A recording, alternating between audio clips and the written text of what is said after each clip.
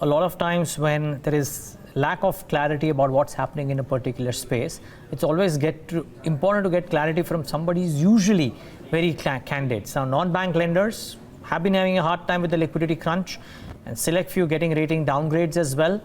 But what's the way ahead? That's the question. And as I said, it's important to get a very candid voice out here. Mr. Sudhin Choksey, MD of Gruh Finance. The fact that people appreciate what Gruh Finance says and does is embodied by the fact that it's only one of the two companies or one of the two stocks that has gained each year for the last 10 years. And that speaks volumes about the market's confidence in the commentary and in the work. Mr. Choksey, thanks so much for joining in.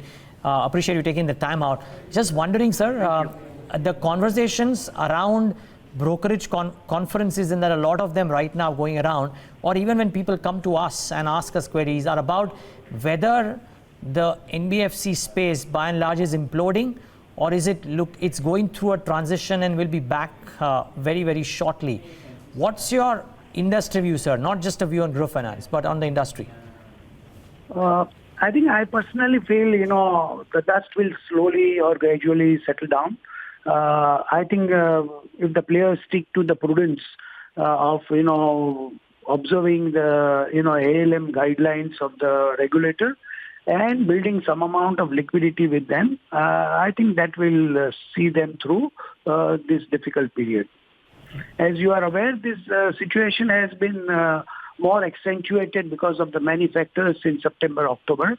I think, the reaction at the market probably, gripped much more than required fear.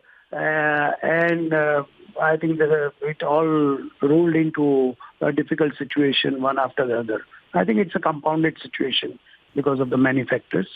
But I think if you look at it, market is coming back to normal. I think players have been raising money in a short-term money market. And I think in course of time, you will see probably the prudence will prevail and things will come back to normal. Mr. Choksey, the fear among some of the people is around the lab book that some of the financiers have as well. And 2 points out there. One, whether the lending on a particular project has been done more than what was prudent. And two, in certain cases wherein the valuation of that said project which was kept as collateral having come off quite materially from the time at which a deal like this would have been done with the financier. What happens in such a scenario, sir, wherein the whole property was worth, say, maybe at 1,000 crores, now the current valuation scales down to 750 crores, the value of the collateral may have been 800, 900 crores, and the sales are anyways not happening. How does the financier recover the money? No, I think it is a difficult situation. So I think that is where the question of having not exercised the prudent and having taken a significantly high exposure on a product like, LEP, where the end use of the money is not under your control. And as you know, in our country, the way the valuation, which is being carried out by the various valuers, and I think that all has increased the risk. And I think this was known for a long period of time. It's a risky path. The methodology of valuations are significantly on a higher elevated side. And I think some prudence should have been exercised at that point of time and not brought them into this situation. You reckon that while the dust will settle, it could be a slightly prolonged period, Mr. Choksey? I think it will be a little longer. I think if you go back to post-2008, where we had, Lehman crisis, the things got back to normal probably in a 6 months or 9 months time. But the thing at that point of time, the RBI and the Ministry of Finance had opened up a separate window of liquidity and things like that. But I think that was being addressed for the liquidity. This time the problem is on the risk which the players have taken. And as you have described the factors which has been causing the repayment of the loans and the defaults. So I think that scenario is slightly different, and you'll have to pay the price. I think the people will have to pay a price for the kind of the risk, high risk they have taken to garner a higher yield. A lot of purists would say maybe that is the right way to approach this as well. So I can't debate that.